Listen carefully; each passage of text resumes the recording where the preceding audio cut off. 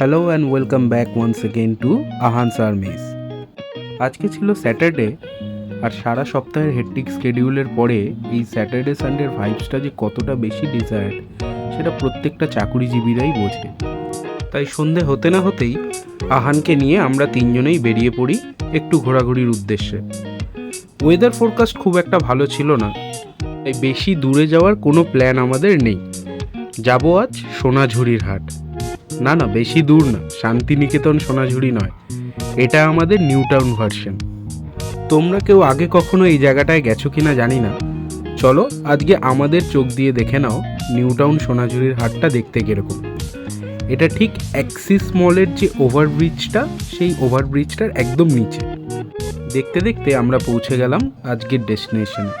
এই হাটটা প্রত্যেক উইকের ফ্রাইডে, স্যাটারডে অ্যান্ড সানডে খোলা থাকে।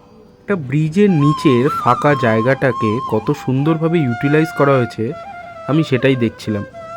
চারিদিকটা দেখতে খুব সুন্দর লাগছিল। বাট নিউ টাউনের এই ঝাঁ চকচকে শহরের মাঝে হাটের ভাইবসটা কোথাও মিসিং ছিল। র্যাদার এটাকে মেলা বললে বেশি ভালো হয়, যদিও এটা আমার পার্সোনাল থটস। যাই হোক, চলো এবার ঘুরে দেখি কি কি আছে এখানে। আর ঘুরতে ঘুরতে দেখো আহান যথারীতি শুরু করে দিয়েছে তার খুনসুটি। একটু ঘুরে ঘুরে সব জিনিসপত্রগুলো দেখতে দেখতে যা বুঝলাম, এখানকার মেজরিটি জিনিসই হচ্ছে হ্যান্ডক্রাফটেড।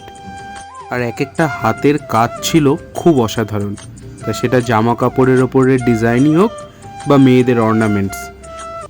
এই দাদাও কত সুন্দর ড্র করছেন টি শার্টের ওপর এই আর্টটা। মিনওয়াইল আহানের মাও দেখি ব্যস্ত হয়ে পড়েছে তার ড্রেসিং টেবিলের শোভা আরও বাড়িয়ে তোলার জন্য। ওর মা যখন কেনাকাটায় ব্যস্ত, আমার চোখ চলে গেল পাশের দোকানে রাখা এই ছোট্ট বাচ্চাদের টি শার্টগুলোর ওপরে। এগুলোও হ্যান্ডক্রাফটেড। আহানের জন্য এই দুটো নিয়ে আমরা বেরিয়ে পড়লাম সোনাঝুরি হাট থেকে। বাট এখনও আমাদের ঘোরাঘুরি শেষ হয়নি, কারণ এর ঠিক পাশেই রয়েছে নিউ টাউন ওয়াকিং স্ট্রিট। আর মহারাজ তার পাপার কাঁধে উঠে চলল ওয়াকিং স্ট্রিটের উদ্দেশ্যে। সন্ধেবেলায় এই ওয়াকিং স্ট্রিটের অ্যাটমসফিয়ারটা থাকে খুব সুন্দর, আর সেটাই উপভোগ করতে করতে আমরাও তিনজন ওয়াকিং স্ট্রিট ধরে ওয়াক করছিলাম। এখানেও যেন ছোটোখাটো একটা মেলা বসে রয়েছে। চারিদিকে হাজার একটা খাওয়ার স্টল থেকে শুরু করে বাচ্চাদের খেলার সরঞ্জাম। আর দেখো কত সুন্দরভাবে এই পোর্ট্রেটগুলো করছিল একজন। আর এগুলো দেখতে দেখতেই আমরা দেখলাম একটা লাইভ কনসার্ট।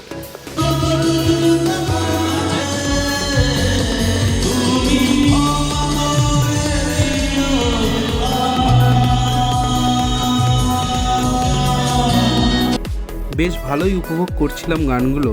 বাট আহান তিনি তো এক জায়গায় বেশিক্ষণ থাকবেন না, তাই আবার শুরু হলো বাবুর পিছনে দৌড়ানো। আর যেরকম তোমরা সবাই জানো, Ahan is always ready to make his new friends. আর এখানেও তার কোনো অনর্থ হলো না।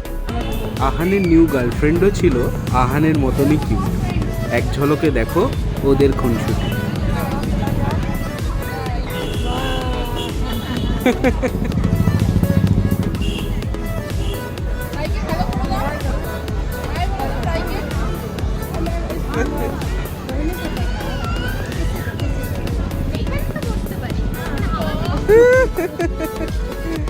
বাবা